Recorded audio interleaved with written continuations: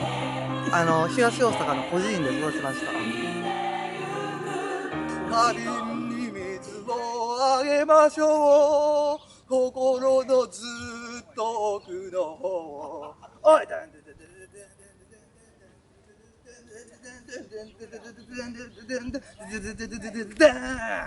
昔の曲が好きやから、同い年の子とカラオケ行っても歌通じないんですよ。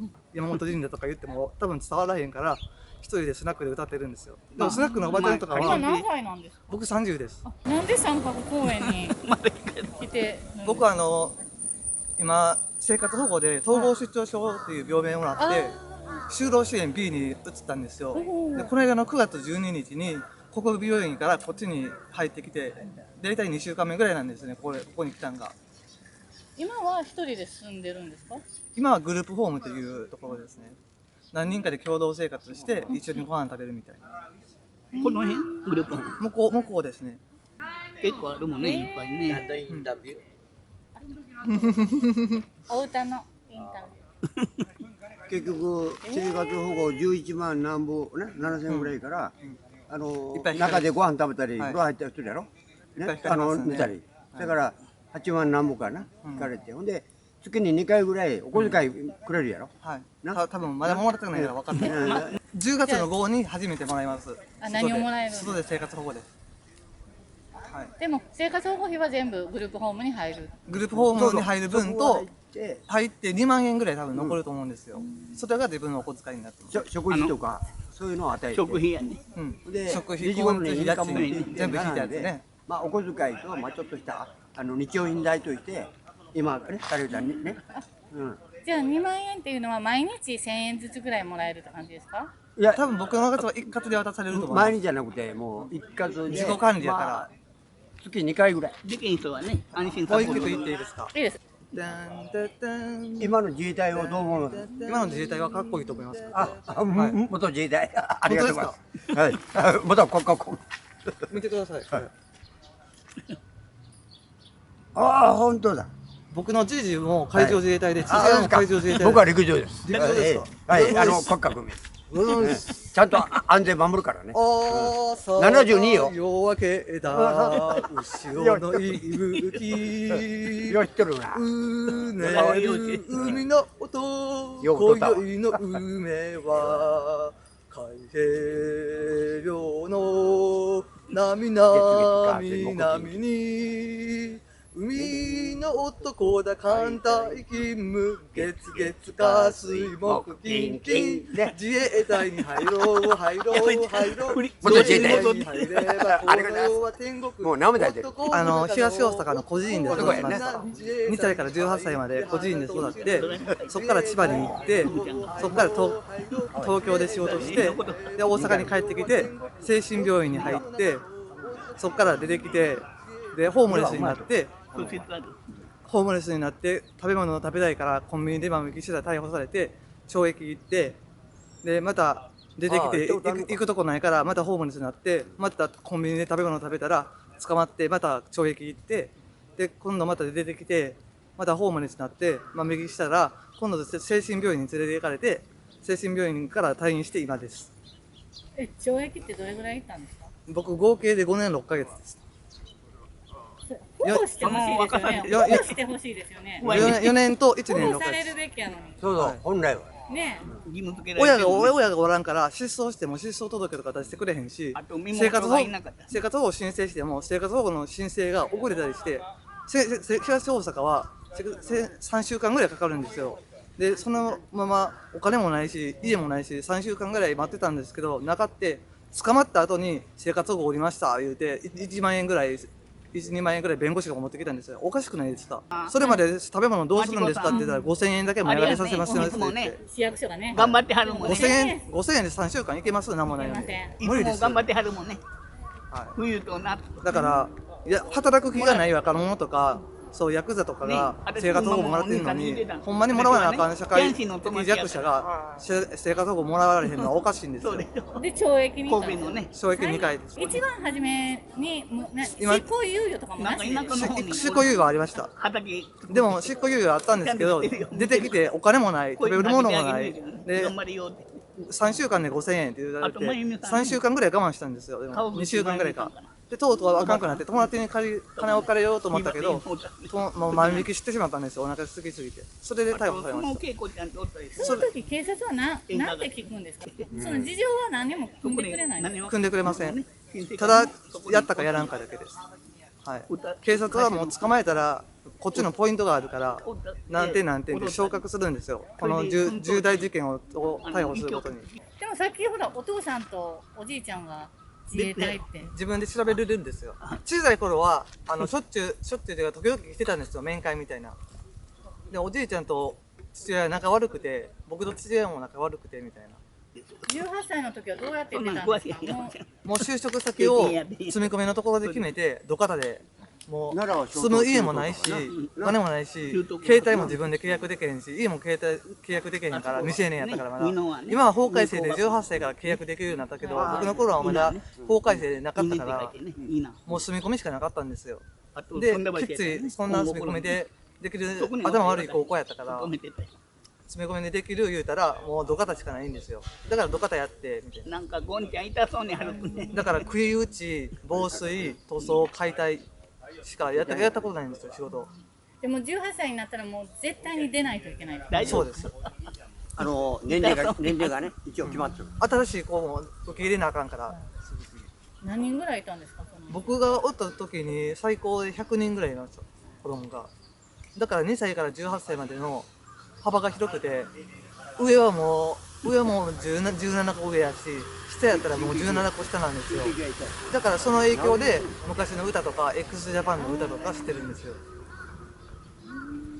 どうですか、そこでの生活は。そこでの生活はもうしんどいことばっかりですね。楽しい時はあるんですけど、どんなことがしんどかったですか。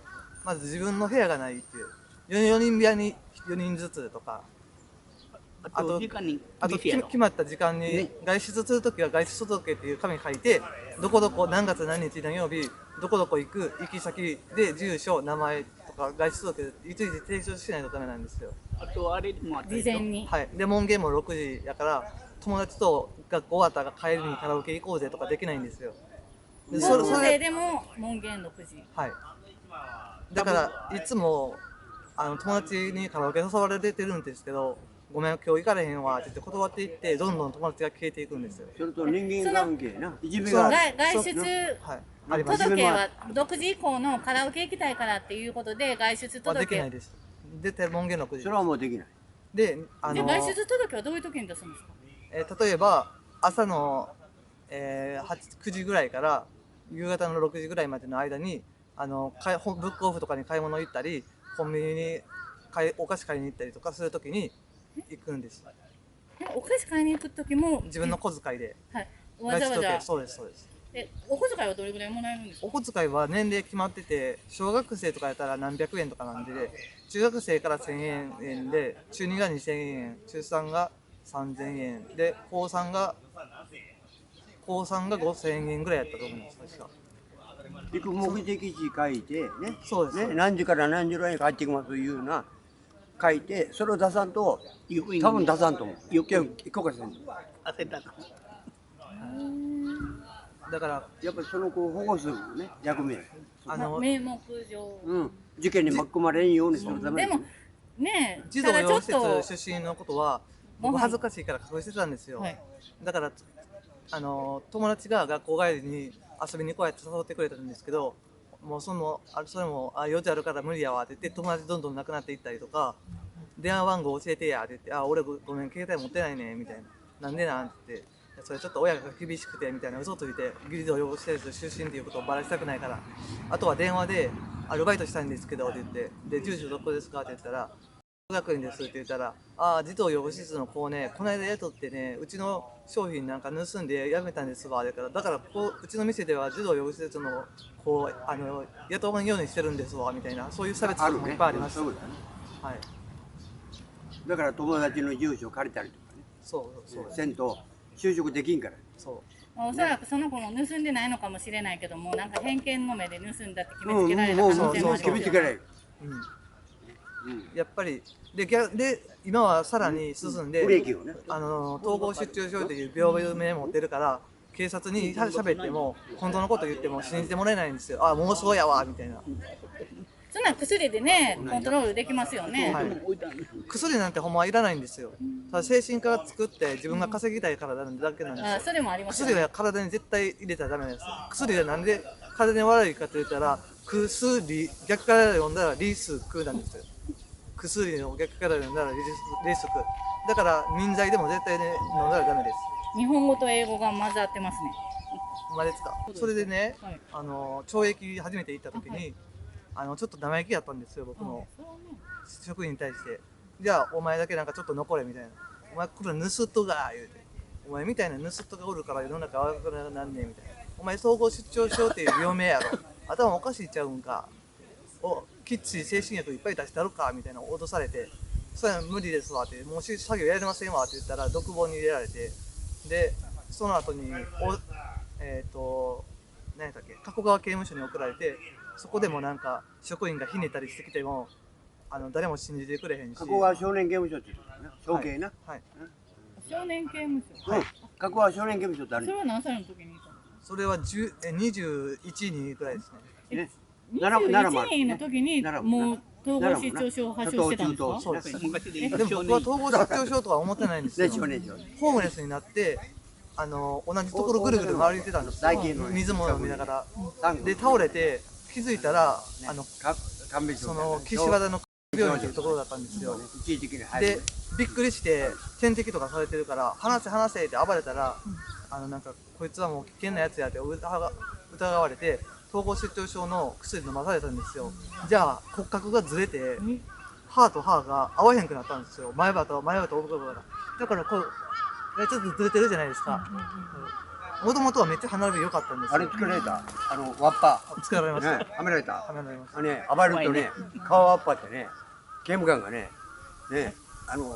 つけるんですよ。刑務官はつけられてない。いやつけられてます。刑務官の時って。刑務官の時でも催涙スプレーかけられたりとかしてます。催涙スプレー。シールド兵が来て。それは何が原因で何をしちゃって？それは覚えてないんですけど、多分刑務官に怒って暴れたとかね。刑務官催涙スプレー持ってるんですか？持ってます。暴れる人に対してちょっとおとなしくするために持ってるわ。一応。どんな感じでした？催涙スプレーは30分ぐらいおとなしくなる。目から涙出て、鼻からも鼻水出て、目も痛い、鼻も痛い、喉も痛い。今日は純ちゃんけへんの？顔全身に硫酸かけられたみたいな感じなんですよ。30分間ぐらい。水で洗っても取れへんし、ずっと涙出っぱなし。さっきほら警察官にボコボコにされたって言ってませんでした？警察官にボコボコにされたのは2回目です。それはもう俺は動けへんぞって言って万引きしても動けへんぞってなったらこうやって手首ひねって持ち上げてくるんですよ。無理やりやらねえ。そう無理やり。であいつらはあいつらは一人に対して大勢で囲って、オラオラ言ってお前やってるねってお前やってることね。でも人が通ったらおい大丈夫か大丈夫かって言って裏表が激しい。あれですよ、職権乱用でね、一人に対してね、おどけに集まってね、もう暴力行為してね、それでもね、自分たちのやったことはもう丸め込んでな。そうです。それが警察なんです。今の生活はどうですか？安定してます。今の生活は安定してます。今までで多分一番幸せだと思います。はい。で好きな歌もねできて、でもう10日の5日に生活保護も入るから CD デッキ買ってブルーハーツの歌とか美空ひばりの歌とか聴きます。CD がいいですか？CD がいいですね。持ってないんですよ、携帯自体が飛ばして持ってるから。だから持てないんです。 YouTube とか見られへんから。iPad とかは？ iPad も持てないんです。iPad どっちもね。これね、もう自衛隊でね、もう訓練の一環なんですよ。今お父さんとかには会ってないんですか？会ってないです。自衛隊には入ろうとは思わなかったんですか？は思いませんでした。そう。なんか束縛があるじゃないですか、やっぱり。寮に入ってみんなと集団行動して、それやったら施設と一緒やなと思って。でもね、身体障害者とか精神障害者とか知的障害者とかそういう人たちはみんなピュアなんですよ、心は。でもそれを普通の人がバカにして笑ってるんですよ。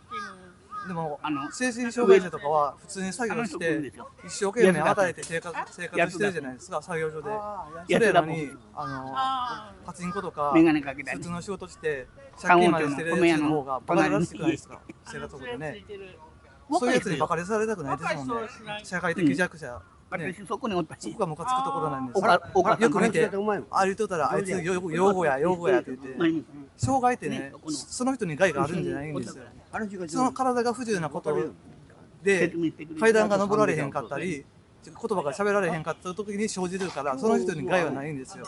だから障害者っていう呼び方も変えた方がいいと思います。就労支援 B のお給料、あれ全然納得いかないです。あれおかしいと思います。あれ刑務所でもそうなんですよ。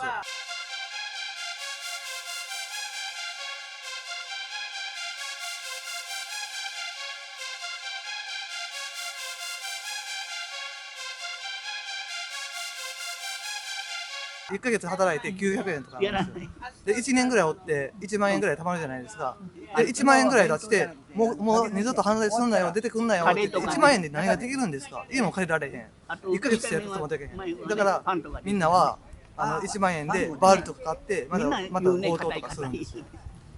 だからずっと同じサイクルなんですよ。身元引き受け人とかいるんですかね。いる人といない人がいます。いる人は仮釈もらって仮釈で帰るんですけど、いない人は満期で帰ってどこも道がないから市役所に生活保護もらいに行って申請できるかできへんかみたいな。満期だったんですか？満期です。どっちも満期です。満期の方はなんか保護士もつかないね。つかないですね。満期の方が全然サポートがないんですよね。サポートないです。どうしたんですかそれで？僕は就労支援を受けて解体の住み込みの仕事に就いたんですけど、そこの人とトラブルが起きて、なんか刑務所出身でバラされたり、自分の荷物捨てられたりとかしたんですよ。で、それでも飛び出して、で、それからまたホームレスになりました。2回目の件に出たと。だから、社会に出てからの受け入れ体制がないんですよ。だから同じ刑務所でも、個人出身の子はみんなヤクザモンとかになってましたね。もうグレてヤクザモンはそういう若い子を集めて幹部に育てていって駒にしてるから格好の餌なんですよ。うちに来たら飯もあるし家もあるし食い物に困れへんから金もある予算あげるわいい。だからそっちにみんな流れていくんですよ。児童養護施設出身の人とか身寄りのない人とか。だから薬のプッシャーとかやらされたりとかね。何ですか？プッシャーシャブの売人です。でそういう誘いもあったりしました。全然ありました。でもちゃんと断って。はい、断って。そうなんで。歌手とか漫画家になって大金稼いで印税で児童養護施設出身の子が家賃なしで暮らせる施設みたいなのを作ってそこから自分で好きな仕事をできるようにしたいんですよ。そのためにタイガーマスク基金とかにお金を送ったりしてるんですよ。だから僕と同じような目に遭ってほしくないんですよね。自分より下の子には、はい、それが僕の夢です。心のずっと奥の方